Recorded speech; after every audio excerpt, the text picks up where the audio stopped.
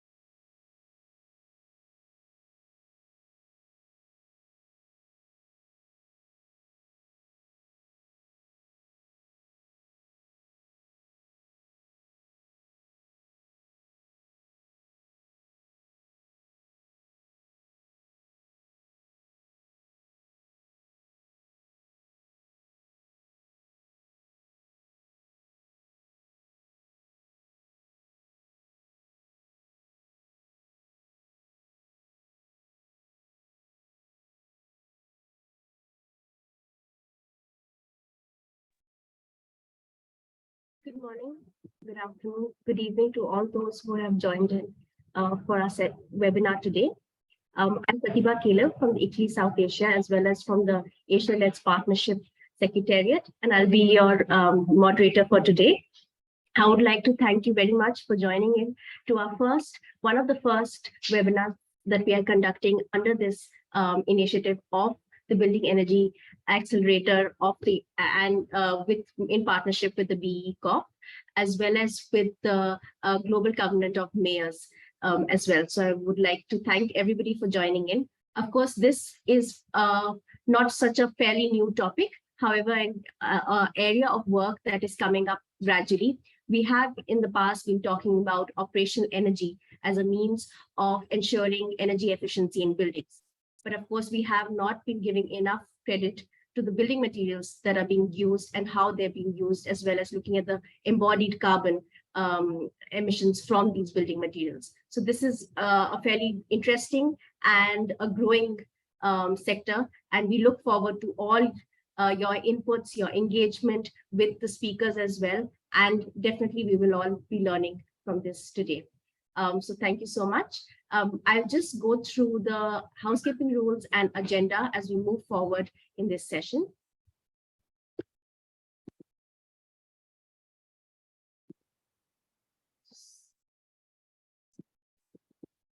Yeah.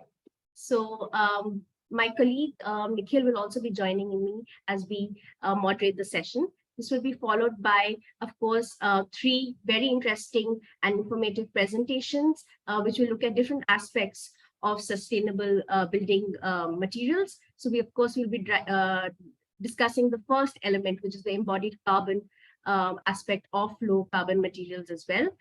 This will be by our colleague, Mr. Jeremy Borgu, who is part of the program for energy efficiency in buildings at the AFD.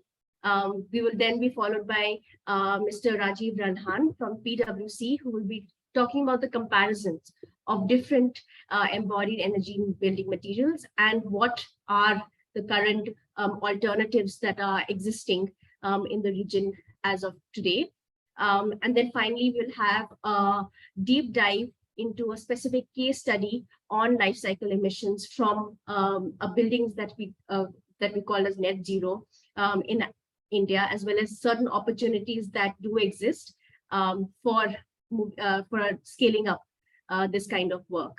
Then, of course, we would like the participants' inputs, as we have hope to have an interactive session where you can cross-question the speakers as well, and also to identify any kind of new innovative solutions or case studies that our participants have beyond what has already been spoken by our esteemed speakers. So thank you very much for the session, for coming in today. And over to, then we'll go on to the next slide, please. So just a few housekeeping rules just before we start. So, so the presentations, of course, will be shared with everybody after the webinar. Just to let you know also that the webinar is currently being recorded for future dissemination purposes. We do have on the Asia-Let's Partnership YouTube channel on which we do post most of these webinars for the benefit of others who are not able to join us today. So please do go on to that for any other webinars that we've conducted over the course of the years, and if they are of interest to you. The on mute mode when the speakers are presenting. However, if you do have any questions that you would like to ask directly to the speakers, you may raise your hands, and at a designated period, we can call upon you to ask the questions directly. Otherwise, you can also put in your questions in the Q&A box, which is there at the bottom of your screens. So although we have a certain open and discussion segment, however, do put in your questions as and when they come to you so that we can ask the speakers just after their presentations as well. So thank you once again. I would now like to hand it over to my colleague, Nikhil, who will proceed with welcoming you on the different initiatives that are part of this collaborative. Thank you. Over to you, Nikhil. Thank you, Pratibha. A very warm welcome to all participants and also to the speakers for joining us. Apologies, my camera is not responding today, so I'll go on nonetheless. I'm Nikhil Patil and part of the Italy South Asia and the ALP team. I'm based in India and basically have experience of working with cities and countries on energy and climate change. So just to kick off our session today, I'll be beginning with an introduction on the umbrella initiatives under which we are organizing this webinar, and also to introduce and refresh a bit about the building energy efficiency community of practice in terms of who we are, what activities we'll undertake as part of this group, and also how it's sort of what are the benefits of this. So coming to the first one, this webinar is being organized primarily under the Asia-Let's Partnership. So this partnership is essentially a regional platform for knowledge sharing and for sort of promotion of low emission development across sectors at the regional level, also at the national level. The Asia-Let's, can we go to the previous slide, please? The Asia-Let's Partnership is it is part of a larger global network, which is called the Global Climate Action Partnership. It is one of 3 regional platforms under this partnership. And this essentially the intent is to bring together practitioners, including primarily government organizations and public sector organizations, to promote collaboration and to ensure that there is sharing of knowledge. There's also sharing of tools, best practices, so that through peer learning and through capacity building, there is enough done and enough assistance provided in order to raise awareness and to foster leadership in the region across across multiple sectors, so that countries can also contribute to larger international goals and ambitions, such as the Paris Agreement, such as Sustainable Development Goals, and so on. And how do we do this? We do this by various means, by connecting members, by bringing together members through large events such as the ALP Forum Series, where typically we have seen 200, 300 country participants from different countries. They participated, including some of the ones that you are representing. We also conduct smaller focused workshops around technical topics. For instance, we have had workshops on renewable energy, and grid integration in Manila under the Asia Clean Energy Forum. We've also recently had workshops, a workshop on transport in New Delhi. We of course also conduct webinars on various topics to share again knowledge and experiences and learnings such as this one. Next slide. The ALP basically is coordinated by a secretariat, which is essentially led by ICLEI South Asia, my organization, and also three other ICLEI offices in the region. We all work together to serve the Asia and the Asia Pacific region under the ALP. Next slide.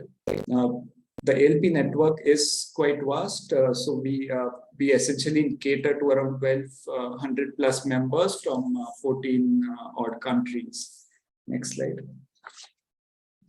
Under the ALP, to sort of guide and to direct all our work, we have 5 work areas under which there are 5 communities of practice, which is basically these are groups with practitioners like us that are focusing on specific areas and topics. So today we are here under the Building Energy Efficiency Community of Practice. Next slide. A second sort of partnering initiative here under which this webinar is being conducted is also the ZCBA, or the Zero Carbon Building Accelerator. This essentially is a second phase of a larger global initiative called the Building Energy Efficiency Accelerator, which focused on supporting national governments essentially to promote sustainable buildings and to promote sustainable energy use in buildings. Now, the ZCBA is sort of the next phase of the BA, which is in tune with increased ambitions towards net zero at the global level. So the ZCBA similarly is increasing ambitions and taking forward the work of the BEA, wherein the larger goal is to support decarbonization of all buildings. That means to have all the larger intent and goal that the ZCBA is working towards is to have net zero buildings by 2050. And the way the ZCBA supports is by providing various tools and technical assistance to countries and cities. So currently, the ZCBA is supporting the 2 countries of Colombia and Turkey on building national roadmaps, and also aligned to this, there are city roadmaps and city action plans which are being built. In addition, there are also city-specific action plans on zero carbon buildings in 6 cities in total. So the ZCBA is organized essentially into 3 tracks or components. With the first 2 tracks is where there's focus and deeper support towards national roadmaps and, under that city roadmaps, like I said. And then there's relatively lighter support on the 3rd component. But this is essentially with the intent to scale these up further, and where 6 cities are being supported, including from the region, the city of Nagpur in India. Under this, there's also a component of knowledge dissemination and capacity building through the ZCBA network, and this is facilitated by partners and regional leads, such as ICLEI South Asia. And again, under this umbrella is where we are coming in, and we are glad to organize this webinar. Next slide.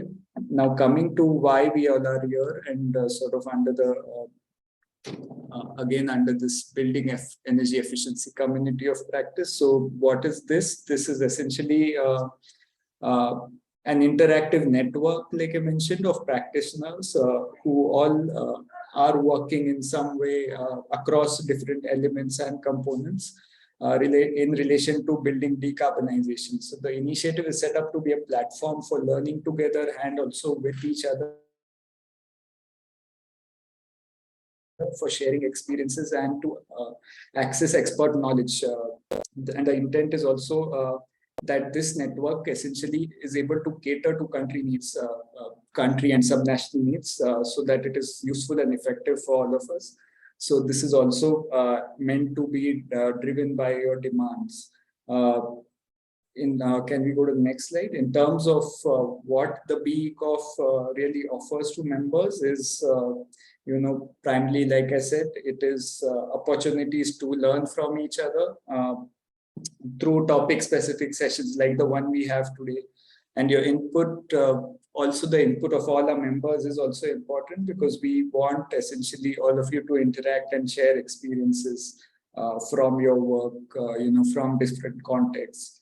We also use this network to share resources such as country examples, best practices. For example, we would want to know how is Nepal going ahead with its plans for decarbonization versus how does that look in Malaysia? Maybe Malaysia is doing something on building standards, for instance.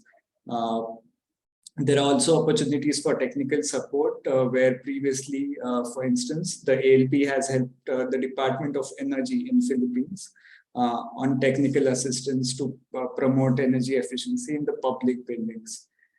This also, of course, offers an opportunity to also join the ZCBA network, which is basically to be part of leading cities and states under aiming towards the zero carbon buildings goal. Next slide. In terms of the composition of this group, we have a diverse group essentially, also from multiple countries. Given given the diversity and the sort of the knowledge that's there, so already in this group there is a lot of expertise and also resources definitely available, which can be accessed across and by members. Next slide. In terms of some of our previous work already done under this, so the focus, like I said, has been around sharing of knowledge. So we have conducted 4 webinars previously. We've also developed 2 case studies to capture learnings from energy benchmarking in Nagpur, and also on addressing efficient heating in Mongolia, which was done through building insulation envelope and different heating equipment. Coming to the last slides of my presentation. So the GCOM is also another initiative where cities in this network will benefit from this webinar. This is essentially the largest coalition of cities that are demonstrating climate action. It already, the GCOM includes 11,000 plus cities representing 10% of global population. And it's supported by technical partners such as ICLEI South Asia, which is again a regional coordinator for this region under the GCOM. Next slide.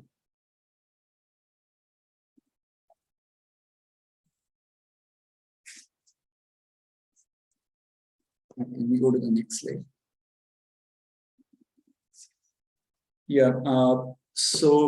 Coming to specifically the topic today and the focus area. So really, I think most of you are aware of this, but nonetheless, so buildings are, of course, important in terms of the amount of energy that goes in. Also, in terms of the emissions then that this generates. And under current patterns, by 2050, it's estimated that the emissions from buildings will double, in fact. And the other key point in relation to the topic today is that once their lifespan is, they have a long lifespan, and then these emissions are locked in. And today we will look at some of the opportunities also, how much emissions are locked in possibly, and some of the opportunities to then address this. So it is important that their action is taken right at the early stage when buildings are being constructed, and how they are being constructed and what materials are used. Another key block is that also the renovation rate in existing buildings is low, which makes it again important to focus on new buildings as well. That's it from my end. I hand it back to Pratham. Thank you. Without losing any more further time, I think I'll begin to welcome Mr. Jeremy Bogu. He is an energy efficient buildings advisor at AFD's Energy Division. He works for the Secretariat of the Program for Energy Efficiency in Buildings, which is a French-German climate initiative combining financing, policy, and capacity building. He focuses on developing technical support in the health and housing sectors and contributes to international coordination and advocacy around green buildings. Thank you for joining us today, Jeremy. Over to you. Yes, hello. Thank you, Pratibha, and thank you, Nikhil, for the introduction. I'm really happy to be here today, and I'm looking forward to our discussion later on. So I don't have to introduce myself. Thank you very much.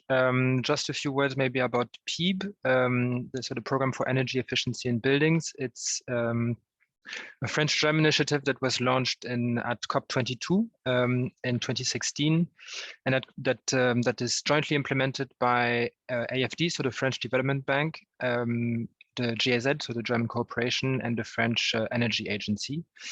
And the mission of the program is to support countries in shifting their buildings and construction sector to more climate resilience and energy efficiency by combining national policy support with large-scale project financing through national sovereign loans, and additionally with the professional capacity building. So as the name of the program says, we started in 2016 by focusing primarily on reducing operational emissions, which is kind of the conventional way of decarbonizing buildings. But for the last 3 years or so, we are trying to expand the scope of the program and to take a more holistic look at a building's life cycle, which means also addressing this blind spot of embodied carbon and climate action in the building sector. So what I'm about to present to you is kind of our attempt at demystifying what embodied carbon is, and at trying to develop strategies on how to address embodied emissions in the building sector through the instruments that we have at PEEB, which is policy support, project financing, and capacity building. You can move to the next slide. My presentation is relatively short. The first, I have three parts. The first one, but actually I keep it short because Nikhil already mentioned the figures, is to set the stage and show the magnitude of the problem. Then I would like to zoom in and talk about where embodied emissions occur in the building's life cycle, and how and where it can be actually addressed and reduced at the scale of a building. And then the third part is pretty much what I would be interested to discuss also with you later on, is basically strategies on how to address this topic at the scale of the industry through policy, financing, and market capacities. Next, on the next slide. So yeah, that's basically what Nikhil already mentioned. So the building sector is a giant in the fight against climate change. It represents about 40% of our energy, final energy consumption at a global scale. It represents also about 36% of CO2 of greenhouse gas emissions related to energy, and it also represents about 50% of the global resource consumption. And this is only going to increase as we are in an era of mass construction. So we're talking about a doubling of the global building floor area by 2060. And the main drivers are Africa and China, but also South Asia and of course India ahead. So it's a major topic that will have to be addressed in the coming decades, although it has been kind of invisible so far. On the next slide, I have another figure regarding embodied emissions. Embodied emissions represent between 25 and 30% of the building sector emissions. That's a total about 10% of global energy-related greenhouse gas emissions. And if we count non-energy related greenhouse gas emissions, then it's even a little bit more. It's especially cement and steel that are produced in vast quantities for the building sector that have a significant impact in terms of embodied emissions, because their production process is extremely energy intensive, but also because of some inherent chemical properties or of the process of production processes, notably in the case of cement. Of course, glass, aluminium, and insulation materials are also very carbon intensive, but they are produced in a little bit less high amounts for the building sector. And on the next slide, there's another reason why this is a topic that needs to be addressed and will become a bigger topic in the future, is that as buildings are becoming more energy efficient in their operation phase, and as we are decarbonizing our global energy mix, the relative weight of embodied carbon in the footprint of the sector is going to increase. Another interesting point is the graph on the right side that shows basically over the life cycle of a building when embodied emissions occur, and what we see is that they actually happen in very narrow time windows throughout the life cycle of a building, as opposed to operational emissions that are spread out over the entire life cycle of a building. This brings me to my next point. You can exactly where I want to look at the life cycle of a building, and you can move again to the next slide. So we borrowed this very insightful illustration from our friends from the World Green Building Council. This graph basically shows that the potential for addressing embodied emission is highest at the very beginning of a planning and design process. The further down we move, the harder it gets to, because it cannot be removed. Embodied emissions is locked into a building, so it is important to integrate, to consider this challenge from the beginning on. And this implies that we have to rethink how we design, construct, and reuse our buildings as compared to our conventional methods. So on the next slide, the first phase I would like to mention, because it's often overlooked, is actually because it happens way before a building project starts, is the planning stage. On a policy level, on an urban planning level, there's a lot of decisions or choices that can be made to later on reduce embodied emissions. It can go through encouraging retrofitting and renovation of existing assets rather than constructing new ones. We can go for mixed and optimized uses rather than having several single-use infrastructures. We can promote more compact urban living rather than low-density sprawl that will require more materials. And of course, we can also simply choose our project sites wisely so as that they won't require as much materials, foundation works, transport, and maintenance over their lifetime.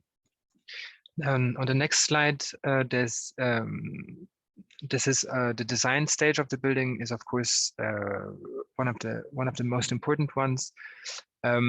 Smart design choices efficient design choices can reduce the need for materials overall. It's also the moment where we can choose building techniques that will involve sustainable, local, low carbon building materials. We can also make design choices that would increase the durability of building components and building materials. And we can also design buildings so that they can accommodate several uses over their lifetime rather than having to renovate or deconstruct them every few years. And the last point is we can also design buildings in a way that we will require less equipment to make the building function. It's a question of sufficiency in this case, and this taps into a point that is very important for us and that we have understood while studying this topic, is that there are a lot of interlinkages between embodied emissions and operational emissions, and they impact each other. This also means that we can unlock synergies through smart design choices and through sustainable building materials that can both reduce embodied emissions and operational emissions, because the building will be more sufficient, more performant on a thermal level, and so on. Then the next and the next and last stage I want to mention is, of course, the whole process, the construction, refurbishment, and end-of-life processes. Of course, it's about optimizing construction works to save time and energy, but actually the energy used for construction processes is actually only a small share of embodied emissions. It's about 4% of embodied emissions of the sector. The rest is actually, the bulk of it is coming from building materials. We can also make design construction choices that will, or renovation choices that will later on decrease the need for additional resources for the building. And then there's this whole topic that I know is a really important one on the municipal level, that is circular economy, taking a cradle-to-cradle approach in the building sector, and seeing defunct infrastructure as not as waste, but as mines for new building resources. And this involves, of course, investing in upgrading our recycling capacities in the building sector. So let's move to the second part, where we look at this is PEEP's current take on trying to identify strategies and complementary approaches to reducing to decarbonizing the building sector through building materials. On the next slide, you will see this is the approach we are taking. You will probably recognize the avoid, shift, improve framework that we borrowed from the transportation sector, but it is actually very relevant to this building materials topic as well. I'll zoom into these three topics later on, but basically avoid is about what we mentioned before. It's about efficiency of the use of resources. Shift is about trying to find alternative, less carbon intensive resources than our current one. And then improve is about basically decarbonizing our current conventional material supply chains. So let's look at avoid on the next slide. Broadly, this is essentially about, in the first place, minimizing our need for resources in the first place. This is what I mentioned, for instance, in the planning stage. This is, of course, also a matter of making materials, components, and buildings easier to repair, to increase their lifespan, and then making them easier to reuse and to recycle. So this involves making choices about the materials and the components to simplify their processing later on. So for instance, using low process materials, single variety, that enable single variety separation, so that only one part of the component can be replaced or can be and not condemn basically the rest of a building component of a building. And it involves also improving local value chains to reduce transport emissions. On the next slide, we look at exactly a shift. So alternative building materials. In this category, we put local bio-based materials, but also local recycled materials. For instance, I mean, these are very well known. Bio-based materials would be, for instance, bamboo and wood, clay, earth, natural fibers. There's a wide array. For instance, hemp is very versatile. You can use it for insulation, but also even for structural purposes, with new materials coming up like hempcrete to replace reinforced concrete. And here, what the challenge that we see is, and that we are actually facing a lot within PEEP, and especially on AFD side as a financier, is a difficulty to scale up local supply chains, to scale up the availability of these alternative resources, and also to the process of standardizing them to make them to provide them access to the formal construction sector. So what we see a lot in the countries where we finance projects is that local building material, sustainable building materials can work really well on an informal, small, local, informal construction scale. However, if we try to upscale these solutions and integrate them in the formal construction sector, then a lot of material providers are confronted with this problem of going through this process of normalization, standardization, and certification of their processes, and that makes them, and in that case, they are rarely competitive as compared to very large conventional material value chains. So this is what we are facing, is that we are lacking the data and information on the traceability and availability of alternative building materials to bring them up to scale. And the last point I want to mention here is to not be dogmatic. It's completely it's completely okay to mix alternative building materials in conventional construction techniques with conventional construction materials. And in fact, this will be essential in the future, because it's very clear that we will not be able to completely avoid using steel and concrete in the future, but there's potential to combine more sustainable alternatives with the conventional materials.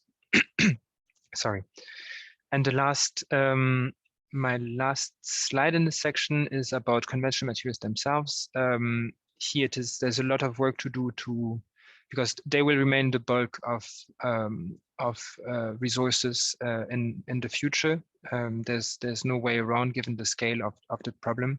So we have to work on decarbonizing these conventional materials. This goes through decarbonizing, of course, the energy supply for the production of these materials. It goes through more energy efficiency in the production processes, but also through mechanical and chemical innovation to reduce CO2 emissions. And of course, something that is rather exciting is the substitution of the integration of waste materials or bio-based materials using them as a substitute inside conventional materials.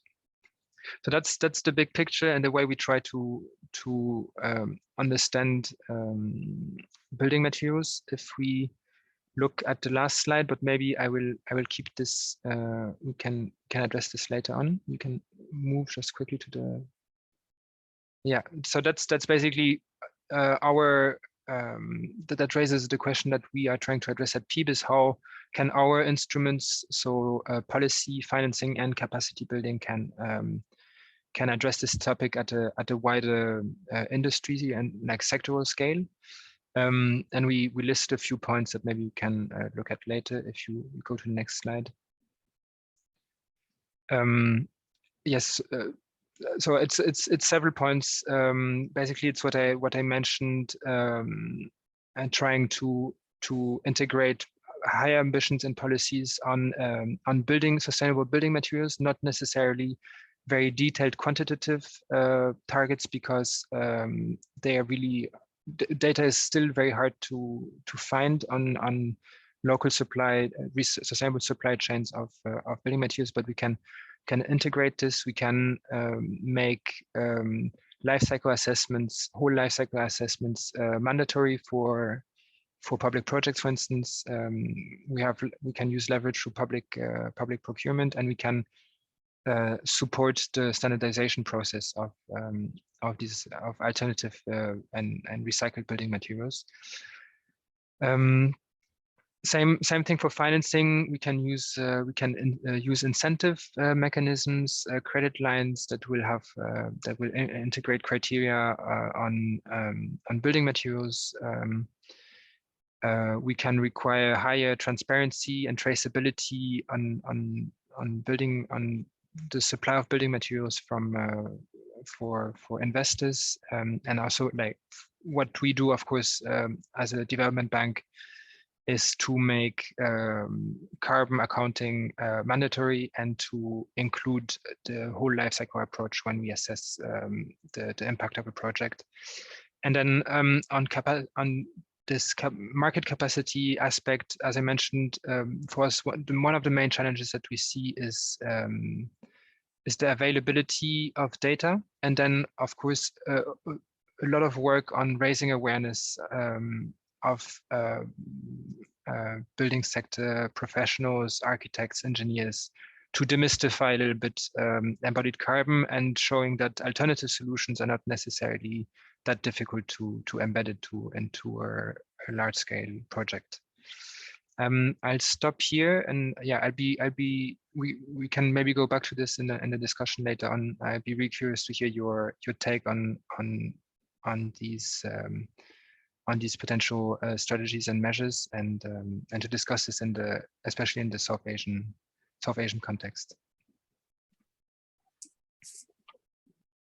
Oh, yeah, and last point, we have a small paper that we published on this 2 years back at PEEB, and we're currently funding a wider global study for the United Nations Environment Programme on building materials that also includes a chapter on a country study, case study of the Indian materials market that is to be published next year. Yeah, that's it. Pratibha, back to you. Thank you so much, Jeremy. Yeah, and thank you for providing that great overview in terms of the implications. It was like you highlighted that cement and steel is a big factor, and it contributes to 3/5 of the embodied emissions. So that's a real challenge area. Not so some of the other things that you highlighted in terms of the emissions, embodied and material emissions happening in a short time span. So the time intensity is short, but the implications are large, and again links to larger urban planning also and circularity, I think. Also, thanks for sharing the avoid shift improve framework. Interesting to see how that also fits across sectors and in the buildings sector as well, and yeah, for at least giving us an indication of how do we get started and the solutions across policy, finance, and yeah, other measures. Thank you. Over to you, Pratibha. Thank you, Nikhil, and thank you, Jeremy. We move on to the next presentation, which is of Mr. Rajiv Ralhan. Just to give a bit of an introduction about him, Mr. Rajiv is a partner at PwC India and has more than 20 years of experience with expertise in the domains of energy efficiency in buildings and industries, building energy audits, as well as green cooling. He's also got a core proficiency in energy efficiency policy advising in the building sectors and decarbonization, along with array of other activities in terms of market assessments and surveys, barrier analysis, as well as investment potential assessment and design of financial instruments. We welcome you once again, sir, and we look forward to your presentation. Over to you. Thank you, Pratibha. Can you hear me? Okay. So thank you. So good morning, good afternoon, good evening. I don't know the level of participation, but so good to connect with you all. I'm Rajiv Dalhan, partner with PwC India. So I thank ICLEI for inviting me for this event.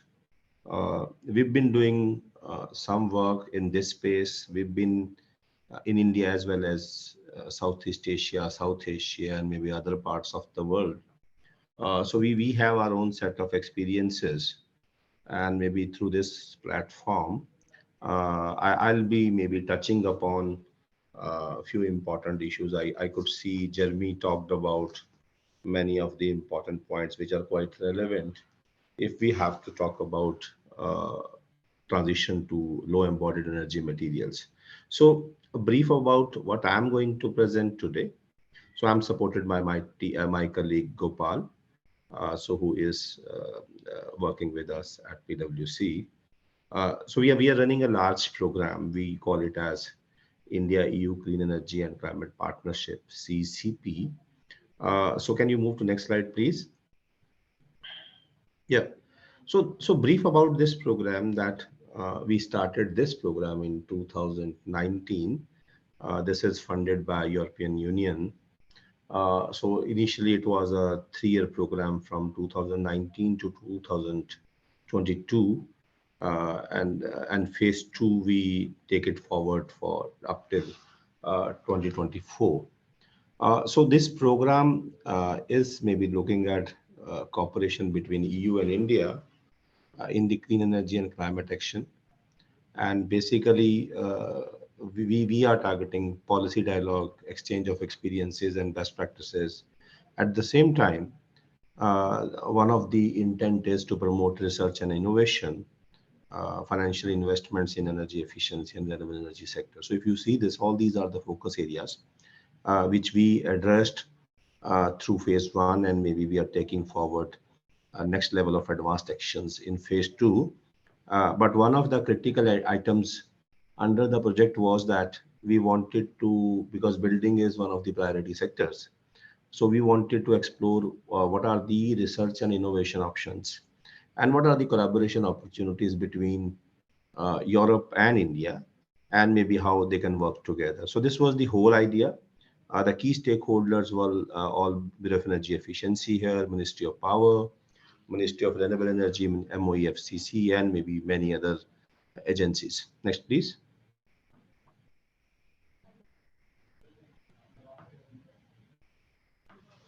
So as I said that in the meantime, the slide moves to yes. So these are the key focus areas which we addressed, maybe the policy dialogue. What we did, we also made sure that Indian states as well as EU member states, they interact with each other.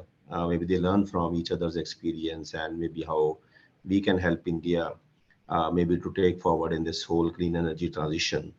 And at the same time, it was of course business to business dialogue as well. We looked at research and innovation, dialogue or maybe initiatives. For example, Horizon 2020 is one of the important R&I program by EU, and maybe a lot of good work is done under this. And similarly, we looked at what are the other financing initiatives where maybe EU and India can collaborate. So coming back to this study, what was the intent of this study? We just wanted to explore. If you can move to next slide, please. So what we did through this study was that we all have been talking about energy efficiency, decarbonization in the building segment. So on one side, the government is, or different governments are maybe taking forward their policy actions in terms of the building codes, building labeling programs and all that. So that's where maybe on one side, we are talking about designing maybe buildings in such a way that maybe it consumes less. We are talking about renewable energy integration, where there's a lot of discussion around solar integration and maybe storage and all that. So that's one part of it. But the other part maybe, which is of course maybe different stakeholders are discussing, is around the impact or maybe our readiness to adopt low carbon, low embodied building materials. So what we did, maybe we looked at what are the programs in India. Maybe they are running separately. We looked at what kind of initiatives EU have undertaken, and maybe there were many good initiatives were there. And then we also looked at if we have to take forward this low embodied energy materials agenda, what all needs to be done. So there are three parts into this. Jeremy was talking about the technical side of it, maybe where we are talking about materials, we are talking about potential of adoption at the design stage. We are talking about maybe how important it is, because if we look at the overall life cycle of it, because this slide is very critical, maybe my colleague Gopal will talk about it. But the way we see here is that maybe as we move towards more efficient buildings, there's a lot of discussion around net zero and all that. The role of embodied energy becomes very critical. So that's one part of it where we explored that there are parallel initiatives happening in the country, but somehow its integration into the larger policy framework maybe requires attention. So this is one important aspect. Maybe we will share our experience, and maybe these are our highlights from our side. The second part, which is again very important here, is that, for example, in Europe, we have building passports where maybe a lot of information is available about different types of materials, from its emissions to the health of materials and all that, health impacts and all that. But in India, we need a repository of materials and maybe somehow it needs to be integrated. And what we have seen is that maybe some good work has been done under a few programs. For example, IFC, maybe they have their own set of directory and they captured few set of maybe points. But critical point which needs attention here is that on one side, we are talking about use of insulating materials, or we are talking about adopting solar rooftops. So on one times we are saving on energy efficiency, but it's maybe the embodied energy impact is very high. So how do we maintain a balance between embodied energy versus, so how do we maybe make choices about materials which have a higher impact on energy efficiency and which have a low embodied energy? That's another dimension which requires critical evaluation, and a lot of work needs to be done. So what we have found that there are some good work, maybe good initiatives happening in India. Of course, it requires integration with the larger policy framework. The third part here is, so the standardization or the policy framework or the business model side of it. That how do we make it happen? How do we help consumers to make right choices? So do we have certification programs for these materials? So that's another area where maybe globally there are certification programs for these materials, but somehow because of lack of information, maybe that kind of program is not available, or it requires further attention. So that's the third part of it. And so we captured all these things, and then we have maybe presented our recommendations in terms of what are the recommendations to promote technical operation in terms of R&I from the market side of it, and then from the policy side of it, what all needs to be done.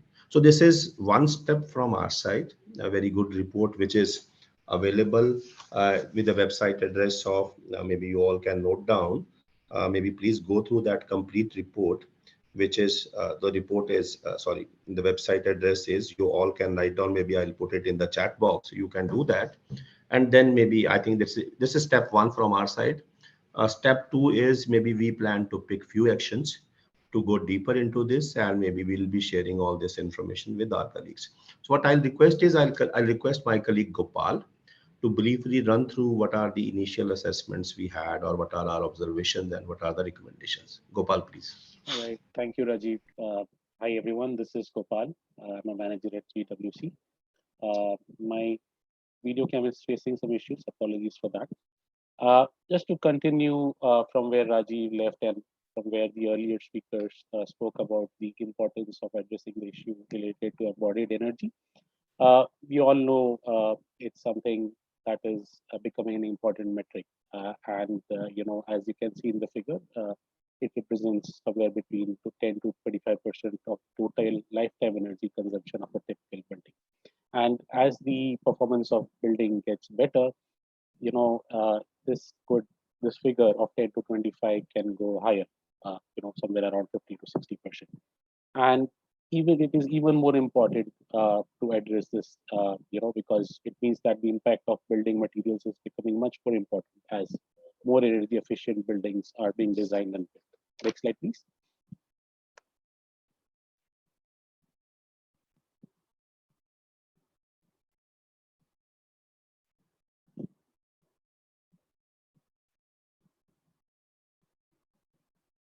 Yeah, so Rajiv did mention about the study that was undertaken as a part of the EU CP project. These are some of the initiatives which we looked at in detail. The EU Resource Efficiency Initiative, the EE's Energy Efficient Building Materials Directory, IFC's Material Database. IIT Roorkee is working on a tool for estimation of embodied carbon. There is a Green Pro certification by CII, and there is also a vision support toolkit, developed by UN Habitat, which we'll go through in the subsequent slide. Next slide, please. So the first one, which talks about the EU Resource and Efficiency Initiative. This study. This was a 3.5 year project, and it works on the goal 12 of the Sustainable Development Goal, that is sustainable consumption and production. So what it essentially talks about is, or encourages, is use of locally available raw materials, development of EPDs, and inclusion of circularity concepts in the green building rating systems. And the next one is basically a strategy on resource efficiency in construction and demolition sector. This strategy document was formulated under the EU Resource Efficiency Initiative, again, to facilitate the implementation of the C&D waste rules 2016. This strategy specifically focused to ensure smooth implementation at ULB level, and the strategy also suggested to create an ad hoc task force for developing a standard methodology uh, to characterize and develop an inventory of CAD waste, and also development of online platform for data agglomeration and knowledge dissemination as well. Next slide, please. Yeah, the third one is up and is available on BW's website, which is material directory, and they have target to map around 5,000 materials across India of different manufacturers and suppliers. The other one is the Indian Construction Material Database of embodied energy, and which Indian Construction Material Database, which lists out the embodied energy and global warming potential, which is developed by the IFC, and it was funded under the Eco Cities program. The database is developed by the help of architects and engineers, and it assesses the environmental impact of commonly used building products and materials in India. The database, as I said, contains the embodied energy and GWP data for more than 100 building materials in the Indian market. The next one is the Building Materials and Technology Promotion Council. They undertook a project titled Estimate of Embodied Energy for Low Carbon Building Construction with IIT Roorkee. This project aimed to develop a methodology to estimate the embodied energy of building directly from its bill of quantities, by prescribing the embodied energy rate. The currently embodied energy values of more than 500 items have been calculated and compiled, and validation of this tool is under process. Next slide, please.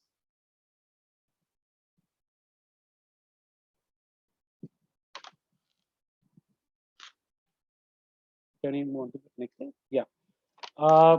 Similarly, CII has launched the Green Pro Product Certification to facilitate green product market transformation in India through product certification. And this certification is based on the life cycle approach, assessing the environmental impact right from the raw material extraction to the end of useful life of the product. So this is again something that is really useful. And the last study that was made is the Decision Support Toolkit, which was developed under the UN Habitat's Mainstreaming Sustainable Social Housing in India project, funded by the United Nations 10-year framework program. So a sustainability assessment tool is developed within the DST, which fills the missing data needed to quantify the performance, and uses material mapping application to spatially map the availability of building materials options across India. So this is something that is very useful. And among the attributes, embodied energy, embodied carbon is considered under resource efficiency, which is one of the 4 criteria, including operational performance, user accessibility, and economic aspects. Next slide, please.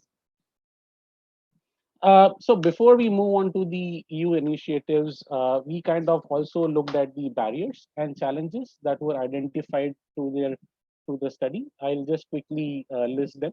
What we found was that energy intensive material extraction and processing process is something which we feel as a barrier and a challenge. Lack of transparency and regulatory, in the building material industry regarding environmental footprint. We also feel there is lack of sustainable public procurement policy specifying the use of low embodied energy building materials. There is absence of market-based instruments such as increased tax on extraction of raw materials. And there is also absence of resource-efficient business models, as pointed out by my colleague Jeremy. And of course, there's lack of standardized regulations on demolition waste across the country. And we need to address the circular economy aspects in the material industry as well. And we, as the current site suggests, we looked at some of the initiatives undertaken by the EU, and these are some of them which we have kind of elaborated in the subsequent slides. Next slide, please. So, the Horizon 2020, has been the biggest EU research and innovative programs, running from, it ran from 2014 to 20 with nearly 80 billion euro funding. It has been a financial instrument implementing the Innovation Union, a Europe 2020 flagship initiative aimed at securing Europe's global competitiveness. And this program has been aimed to achieve smart, sustainable, and inclusive, economic growth. So, buildings as a material bank. This project was intended to implement the principles of waste hierarchy, the prevention of waste, its reuse and recycling.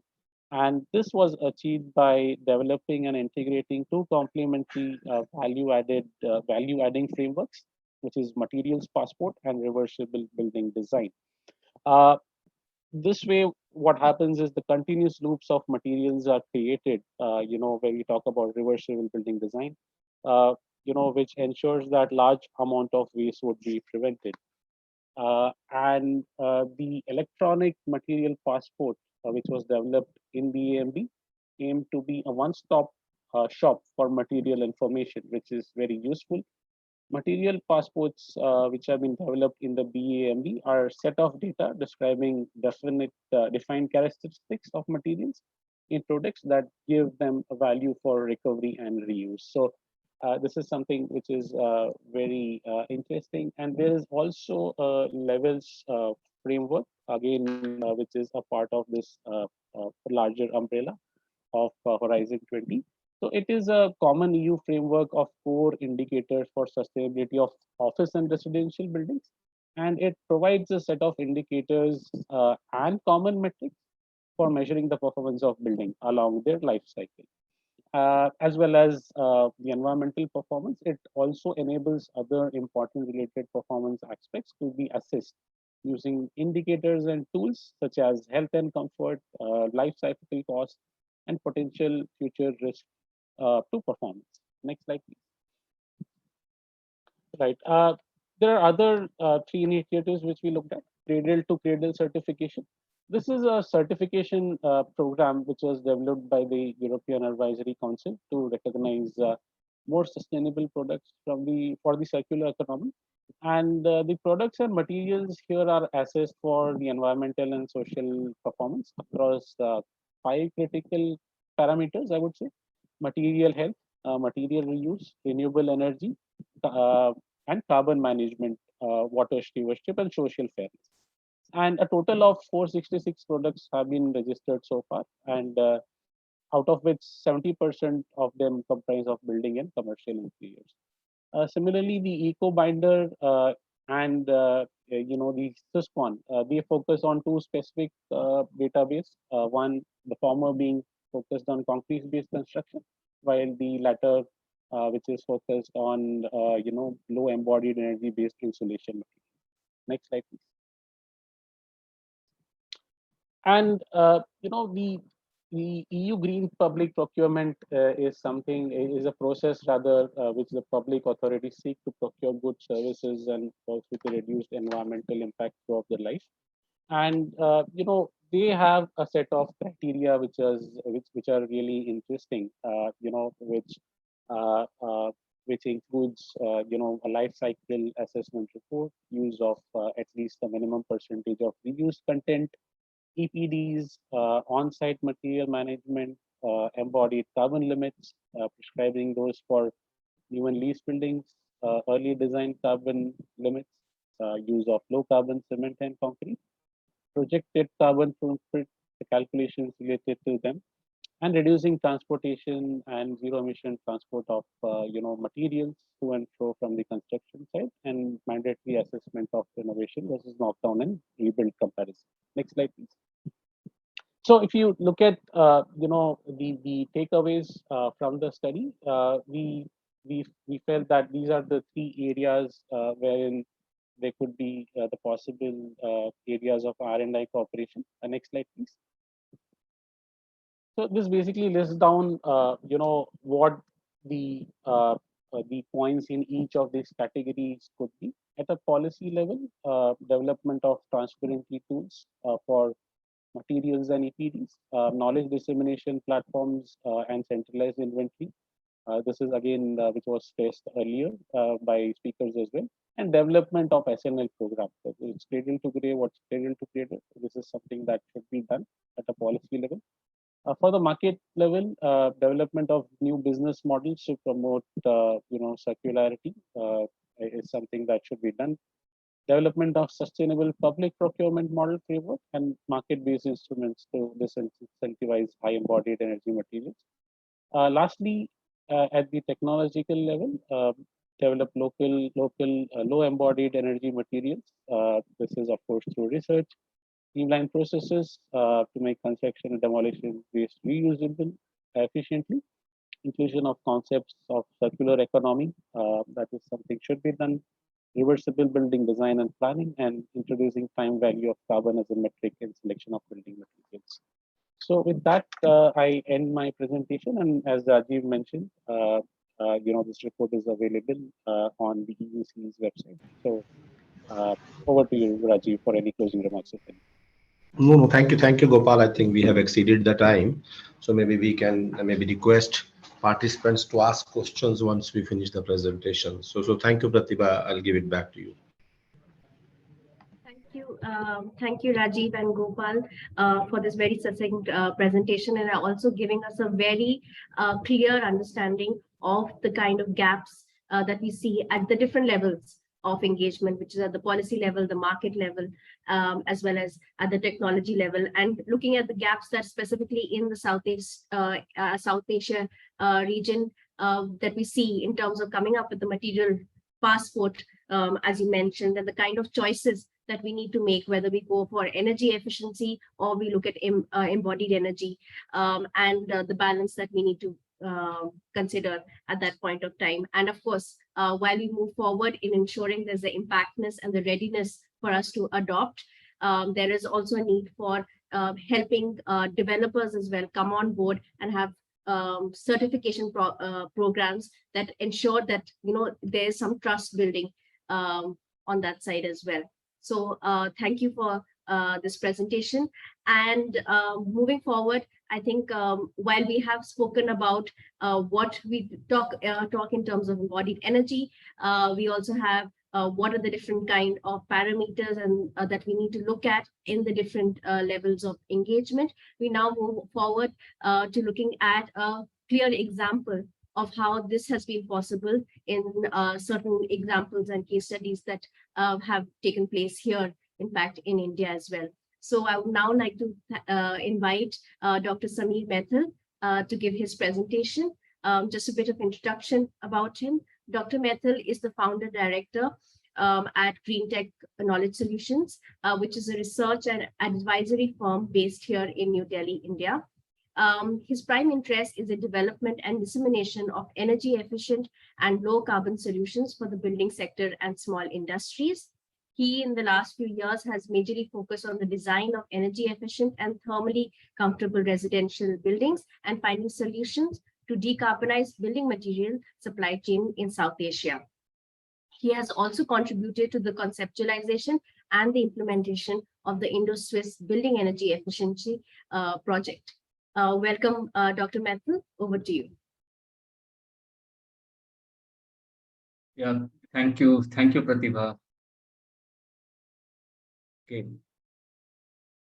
so let me see if I have the control of the slides, or you can also just move the slides.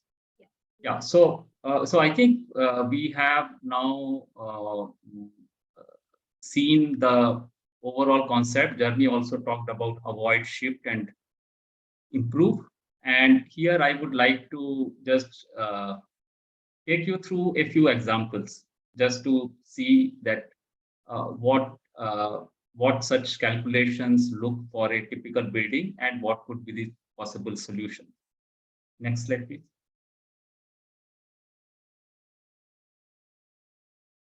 Okay, so essentially for a building here in India, then we will look at a certain typology of residential buildings and see that what can be done to reduce upfront embodied carbon in residential buildings, the example of that. And then I have a few sort of thoughts on what would be required to, if we would like to implement such things for a region or for a city. Yeah, so essentially the life cycle carbon assessment framework covers the entire life cycle of the building, which means the product part, how the basically where the building material is produced. So the energy involved in the production, in the transportation of raw material, in the manufacturing process, then to the construction site, the material is transported to the site, and then energy is used also in the construction of the building. Then we have the use phase of the building where energy is used for the maintenance, repair, replacement, refurbishment, and a large part into the operational energy, the operation of the building itself. And then we have the end of life when the building has to be deconstructed and demolished. And then we have the waste, which has to be all the material which comes out of it to be transported. Then we have the processing part, and then beyond life cycle, how that material is recycled, etc. So this is the complete framework. Now, here, I have essentially borrowed from a recent research paper, which has been authored by Professor Rajan Rawal and Millie Jain. So this is a part of master's thesis work at CEPT universities. And in this particular paper, they have tried to, they have essentially tried to look at the life cycle carbon assessment for an existing building on the campus. And the important thing is that this building is a very well-known net zero energy building. That means the building produces much more energy using the solar photovoltaic panels on its roof than it consumes during a particular year.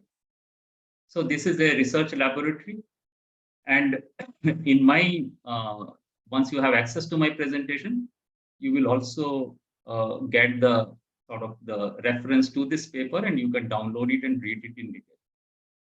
Now, so it is a building where it is reinforced concrete frame structure with burnt clay bricks. It is quite well insulated building. It has UPVC windows, double glazed windows, and it also has then a 30 kilowatt peak PV array, as well as a very efficient HVAC system. And for this building, a lot of data is available on its operation. The building operational life has been taken as 60 years, and PV array life is taken as 20 years. That means every 20 years, PV array will have to be replaced. Now, if we look at the lifetime carbon emissions, and if you remember the first slide which I showed, so essentially the first part of that, when the material is produced, that is, if we call that upfront carbon, then around 22% of the total lifetime carbon emissions are attributed to this building, to upfront carbon for this particular building. The use phase contributed to 55%. Beyond life cycle, which also takes a lot of energy in terms of life, in terms of the recycling, that is also significant. Now, the important thing which was also mentioned by Jeremy was that it is cement and steel, which accounts for quite a large part of the embodied carbon in normal buildings. And as mentioned by Rajiv, that once you have a lot of solar PV, it also contributes to upfront embodied. Now, electricity used for cooling is the largest contributor. Now, if we further look at the total results, so what we see is that the total emissions for this building is around 767 tons of CO2 over its lifetime. And then it also produces electricity through PV panels, which comes to around which avoids 6761 tons of CO2. So the net emissions become around 866 tons of CO2. So which means that this building, which is a very highly efficient building, which is a net zero energy building, but it is not a net zero carbon building. That means if you go through the paper, then the authors have also looked at that what further would be needed to make it net zero carbon in terms of whether further additional solar capacity can be added, or you can plant trees, etc. So this is just to explain that the net zero energy and net zero carbon are different aspects. And going to net zero carbon would require much more effort than just sort of net zero energy buildings, which incidentally are still very few. So this also basically points out to the challenges which would be there when we go to a net zero carbon building concept. Now, what here, like particularly in South Asian cities, we have a lot of construction which happens in the urban areas, where on a piece of or a plot of land, people construct housing, which is generally ground plus 3 or 4 floor building. And generally these are done by individuals or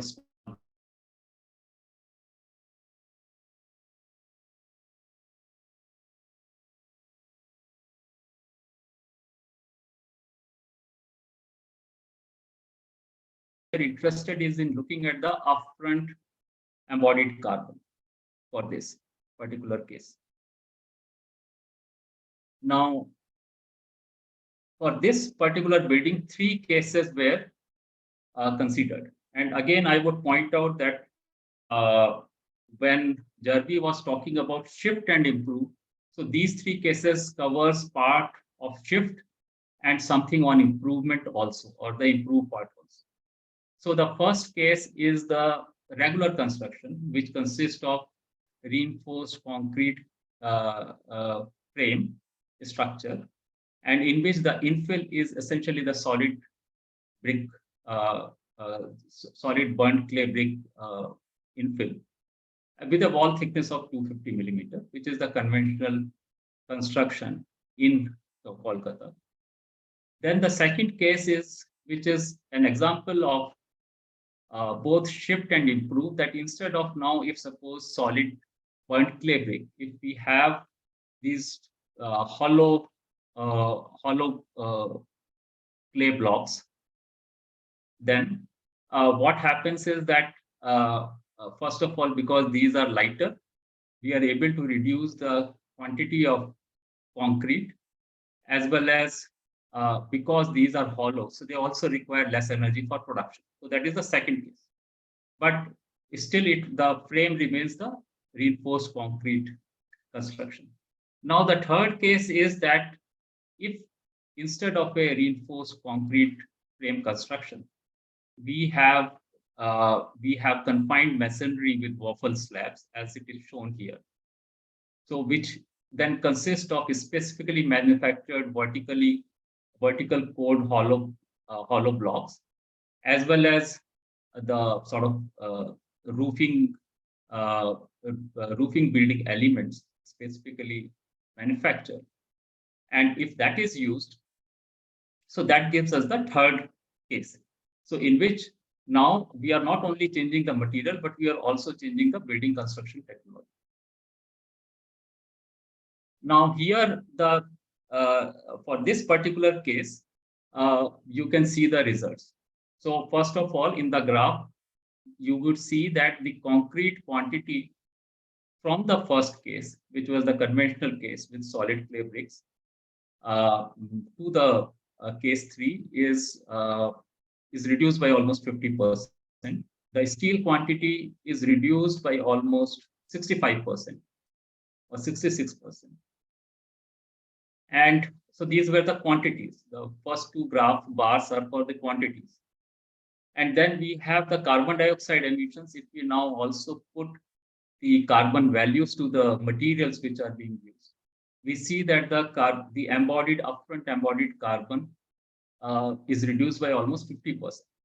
So if in the conventional case, if we just if the upfront embodied carbon was around 200 kg of carbon dioxide per meter square, it is reduced to around 140 kg of CO2 per meter square. Now, this was by changing the material as well as the production process of making the material, making hollow blocks, which requires less energy. But if suppose we also simultaneously decarbonize the steel and cement industry, then much deeper cuts are possible. Now, if we look at the overall energy use in this type of building, the case 2 and 3, which use these hollow materials, also provide better thermal insulation and hence would require lower operational energy. As well as if we look at the construction cost, and this was a surprise, that there is also reduction in the structural cost. So the point is here that we may have several win-win combinations already available.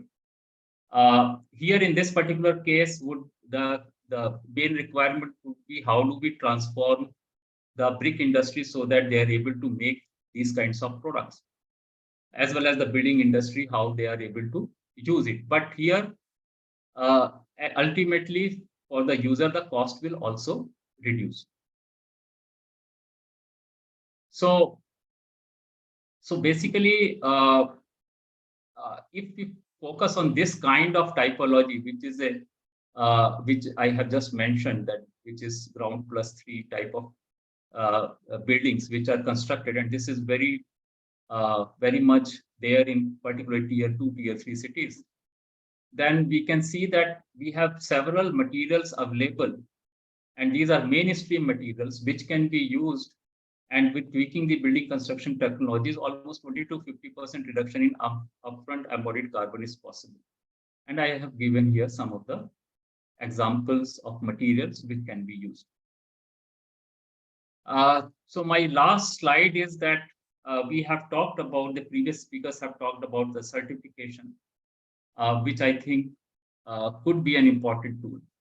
But if suppose now, so my view is that any such action has to be sort of a specific for a region, because the material choices and as well as the building construction technology choices would have some regional variations because of the raw material, climate, etc. But it also means that if we have to produce these materials in large quantities, and a lot of these are produced by micro and small industries, we need a very strong program how to transform these industries, and which is not an easy process, but we require a very focused effort. And then most of these buildings are not constructed by the organized building sector. Our estimate is almost 80% of this construction, or the total urban construction, is happening in sort of unorganized sector. So that means we have these smaller builders, contractors, masons, who have to be also brought in the program. And then anyway, because this is something where it is going to be implemented by the local and the state governments, that's where their involvement and their capacities becomes important. So I think I would just like to say that there are solutions available from where we can make a good start, and as we get new materials and new technologies, they can further be scaled up. Thank you. Thank you, Dr. Mithil, for that insightful presentation. And yeah, it was really great to see some numbers being, put in there in terms of what we are talking about, and also looking at how it looks, say for a building which is actually net zero, and there's still a long way to go also in those terms in India, but even such buildings, they do have significant embodied carbon. And also I think a few points that you touched upon in terms of the residential sector and the typology of the stock of such buildings being prominent, and some of the approaches where you said that essentially tackling and addressing the developers and sort of workmen who the workforce, exposing them essentially to such solutions is also critical. Thank you. We would now move on to the open discussion. We do have a couple of questions to our panelists, and apologies that we've run over time. So again, sincere apologies for that. We will try to wrap up in the next 10 to 15 minutes, please. So we have the first question. We would direct this perhaps to Dr. Mehtil.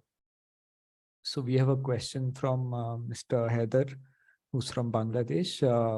So his question is that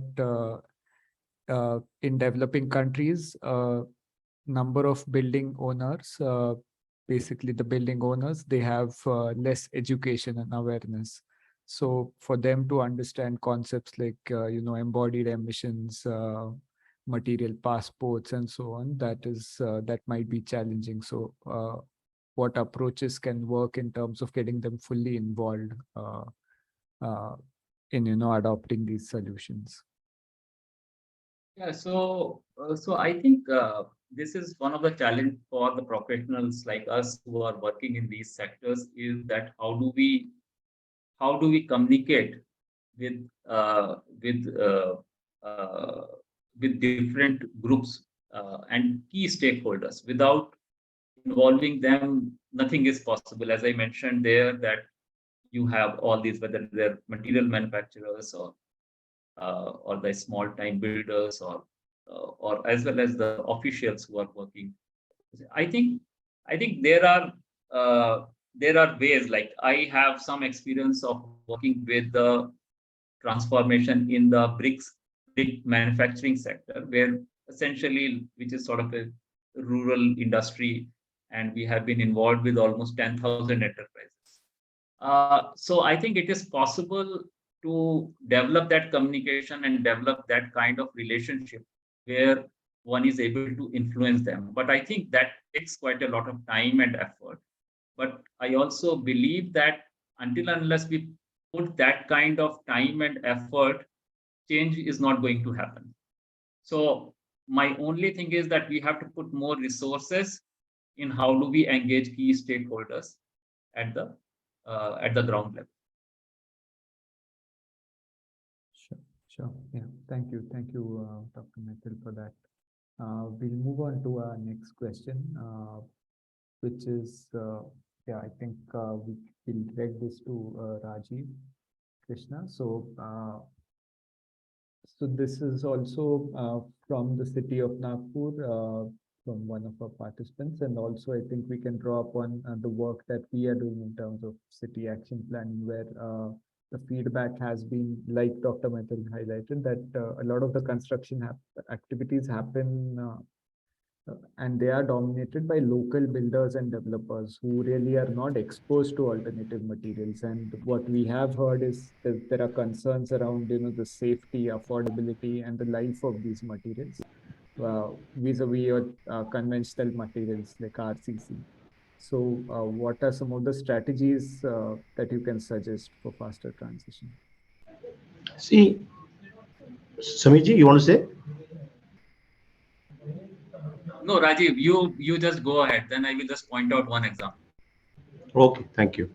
So see, I think as Sameerji mentioned, this is not an easy job. Nikhil, as I was discussing earlier, if I am developer, forget about whether I'm a established developer or I'm a local developer, I need some information to make my selection. So how do I do that? Do I have information available in the market? That's number one. So that's where we talk about properties of all the materials, their impacts on maybe overall maybe energy portfolio and all that. So that's where if you see the presentation which we were making, that different countries through their different research initiatives, they have created that kind of a platform where maybe a user can make choices between materials. Let me give you one example because we have colleagues from Southeast Asia here. I was discussing with one of the largest developers in Philippines, uh, and we were discussing about the whole decarbonization agenda. One of the requirements they have from our side was that can we help them test or maybe make comparison of choice of different materials and which materials will have the kind of larger impact in terms of the energy transition. So if we have to make this transition, one, we need to maybe make people aware about the concept or the capacity building. How much we do, that's again maybe a question mark. The creating the databases, which includes specifications, which includes testing facilities. What is the basis that how can I maybe rely on numbers given by X, Y, or Z? And then third part is, of course, the policy, the business models and all that. So, of course, pilots is part of that so that you have results to show as Samirji maybe was presenting. But this is a process which we need to adopt. Then only we can achieve results. Otherwise, maybe we will be discussing these maybe low embodied energy concepts in different forums. But if we maybe want a larger concept, it needs to be integrated in the overall policy mandate. Smirji. Yeah, Rajiv, just I wanted to mention that recently we had organized an international conference, and we had architect Chitra Vishnath from Bangalore. She made a presentation, and it came as a pleasant surprise when she said that the city of Bangalore has at least 10,000 houses which have been constructed using cement stabilized earth block. Okay, so that means okay, 10,000 out of maybe 20 lakh houses may still be a small number, but 10,000 is also a significant number. So what I am saying is that if we dig deep, we will be able to identify. And so that means if it has been used in 10,000 houses, it would have circumvented all these issues related with the standards, the safety concerns, and all that over the last period of what, 35 years. So I think we also have to look at these examples and see how those were done, and then try to see how we can improve, or how at a fast pace we can now have those processes for many more other materials and construction techniques. Thank you. Sure. Yeah. We fully agree, and yeah, thank you again, Rajiv and Dr. Maithil. I would just circle to Jeremy now. Jeremy, from from your region and your other work, can you share how this has been done, what approaches and solutions have been adopted in Europe and in other regions? Yes, thank you, Nikhil. So we have actually a few projects that we are currently financing and supporting in South Asia. We are working on the walled city of Lahore in Pakistan, and also in the health infrastructure sector in India and Bangladesh. But the bulk of our efforts on this topic so far has been on the African continent. We are trying to address this through multiple actions. On one side, we are trying to support local sustainable building material manufacturers to scale up their production. As Rajiv mentioned before, what is very helpful in that case is to simply finance performance assessment studies of alternative materials to compare their performance with conventional building materials, and will then lower the perception of risk of local developers. But what I thought what was really interesting was the comparison between the European context and the South Asian and Indian context. What we have noticed is that the approach that is feasible in some European countries, and more specifically in pretty small European countries such as the Netherlands, that has a very data-driven approach where it's easy to have all the information needed on supply chains to set up building passports, is possible to an extent in other parts of the world, but we're not sure that this is the main approach to push at the moment, because a lot of data is missing, and this might actually crush local initiatives if we are forcing them to go through this normalization standardization process. So we are trying to embed through policy support more qualitative approaches to reducing embodied emissions, and that would go through, as mentioned before, also think about not necessarily about low carbon materials, but simply about efficiency in the way we design buildings. Yeah, I don't know. That's so yeah, working on efficiency and yeah, awareness raising about towards local developers, and reducing the perception of risk on implementing these measures. Sure. Yeah. Thanks, Jeremy. I think those are valid, and yeah, just taking an incremental step-by-step approach. Exactly.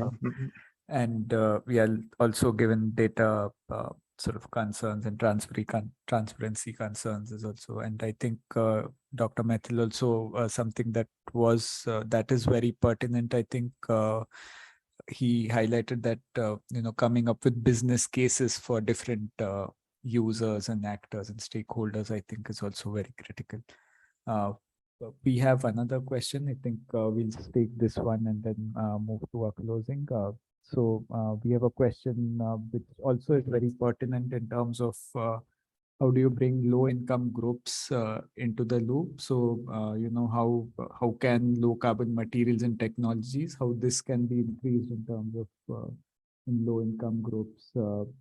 Again, this has implications and linkages in terms of justice and also vulnerability as well, and resilience. So again, yeah, I'd invite any of the panelists to share their views here.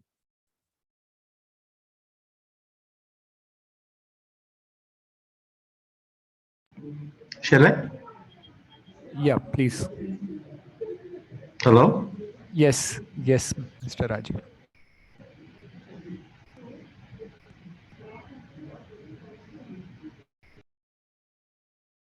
Hello. Yeah, Rajiv, please go on. So my view here would be that maybe this is again my personal view is for low income or maybe all these society housing programs. My view is that it would be easy to implement these solutions because there is a central control over there. Maybe the government is taking the ownership, government is engaged with the developers and all that. For me, that would not be complex because maybe specifying some set of material specifications and maybe having the low embodied energy parameters included in that. So if you personally ask me, I don't see that should be maybe in comparison to other developments happening here and there. I'll see the control is more because the government has the mandate to maybe invest on social housing. And if the government is convinced, maybe they can be maybe easier to integrate rather than when we compare a larger development. So this is my view.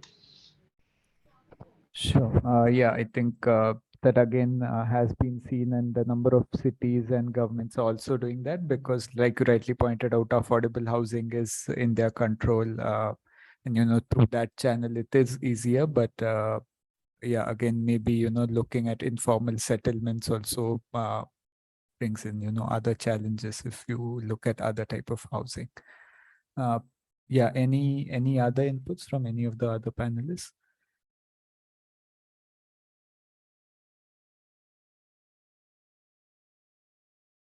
If not, thank you so much to the audience for their questions, and also to our panelists for sharing your insights and sort of your reactions as well. We'll now move on to the next slide, and we'll just close the webinar with the next steps. Thank you so much.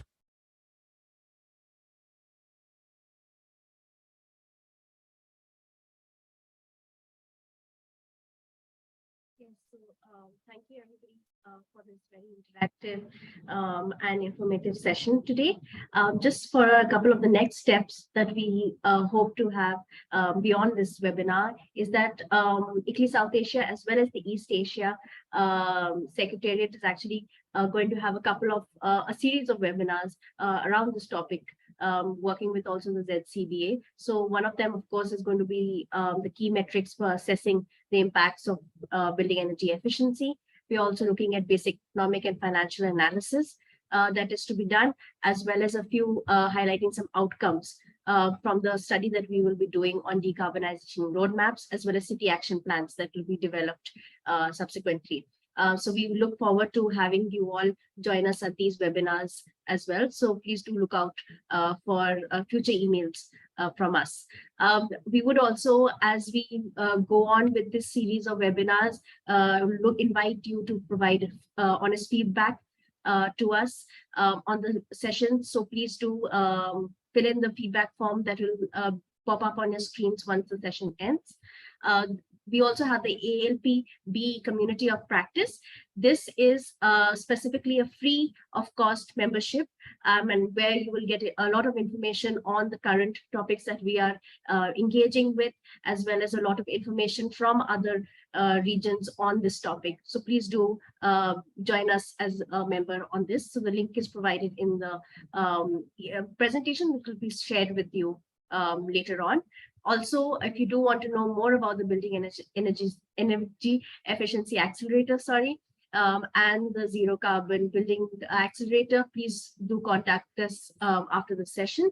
And also, we know that there's a wealth of knowledge with all of you. You all have been working in this sector for quite some time now. So if there are any kind of innovative technology, solution, case studies on decarbonization that you would like to share, or any other topic, please do reach out to us, as it will help not only in spreading the knowledge, but also ensuring that there is some kind of peer-to-peer engagement and transfer of information among all of us, as well as across the region and the different stakeholders.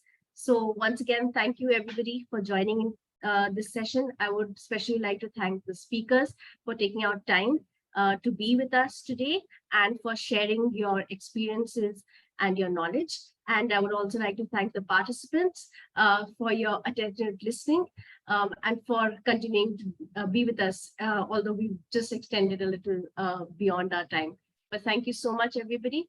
And we look forward to having you in our subsequent sessions. Thank you. Thank you so much, everyone. Thank you for staying back.